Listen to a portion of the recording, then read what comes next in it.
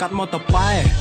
មានឈ្មោះអាសម្រែដើរលេងបង្ករឿងធ្វើបាត់តែចិត្តម៉ែព្រោះតែខ្ញុំចិត្តសឿងកាត់លើដីស្រែលីជាមួយនឹងសង្គមខូខើឡើងដោះស្លែខ្ញុំតូចចិត្តជាមួយនឹងព្រំលិខិតចាមកត្រឡប់ត្រឡិនក្បាលប្រែទៅជាក្តិតធ្វើឲ្យខ្ញុំវងវែងនៅមិនស្ងប់មិនអស់ចិត្តហេតុអ្វីខ្ញុំកើតមកបកុងតែទៅភពងងឹតម៉ែចាំមកផ្ទះកូនម៉ែចាំខ្ញុំនេះឡៃលវលពួកម៉ា3 4 5នាំគ្នាបង្ហុយផ្សែងដើម្បីឲ្យមានកម្លាំងរាល់យប់ទល់ភ្លឺរហូតដល់ម៉ោង5ចាំមិនភ្លេចខ្ញុំមិនដឹងធ្វើល្មិចខំប្រឹងណាស់ដែរតែនៅតែកក្រិចធ្វើចិត្តឲ្យសបាយតែទឹកភ្នែកជ្រេច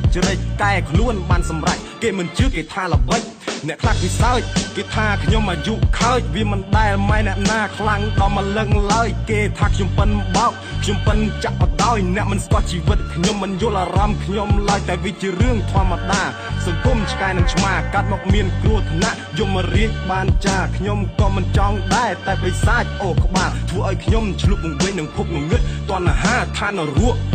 ខ្ញុំមើលឃើញស្អាតណាស់ធ្វើឲ្យខ្ញុំមានអារម្មណ៍ចង់យកដៃទៅប៉ះកោដុតមិនចង់ស៊ីតែលិមួកចង់ច្រាស់នៅក្មេងមិនដឹងខ្យល់មិនព្រមស្ដាប់ចាស់ចាំឲ្យវាស្រឡះអានឹងហើយក្បាលរឹងឥឡូវនេះដឹងប្រឹងមិនក៏ឈប់ឈួតអញ្ចឹងមិនខ្លាំងទៀតទៅដើម្បីឲ្យគេបានដឹងមិនអស់លក្ខហើយអីហាអាក្បាលលឹងខ្ញុំឈួតអញ្ចឹងខ្ញុំជេរខ្លួនឯងគេមើលពីចម្ងាយគេថាខ្ញុំសំដែងតែក្នុងចិត្តខ្ញុំគេមើលមិនឃើញជាក់ស្ដែងបើមិនទាន់ស្គាល់ច្បាស់មិននិយាយមិនខ្លាចក្រែងជ្រេញចោះ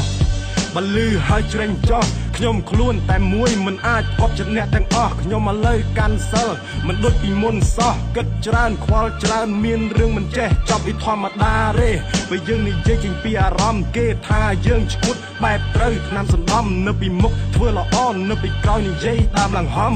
នៅពីមុខគេមិនហ៊ាននិយាយចំខ្លាចអីខ្ញុំនេះពិសាចអីកុំឲ្យតែជ្រុលជ្រោះបែបវែកពីសម្ដីខ្លាចទប់អារម្មណ៍មិនបានខ្ញុំនឹងត្រឡប់ទៅរកភាពដើមវិញមិនខានត្រូវតែចេះគិតកុំឲ្យដូចពីមុនខ្ញុំមិនចង់ស្ដាយក្រោយដោយសារម៉ែឈឺធ្ងន់រាល់ថ្ងៃដើម្បីកូនគ្មានអ្វីក្រៅពីបន់ស្រន់តន់ហន់កុំឲ្យមានទុកជាទម្ងន់អ្នកចង់គិតអ្វីក៏បានថាខ្ញុំឈួតក៏បានមើលខ្លួនឲ្យតែល្អកុំឲ្យខូចប្រានល្មមចេះគិតប្រយ័ត្នរលួយខួរក្បាលកំបិតចិត្តដងឯងជាក់ជាមិនខានកែខ្លួន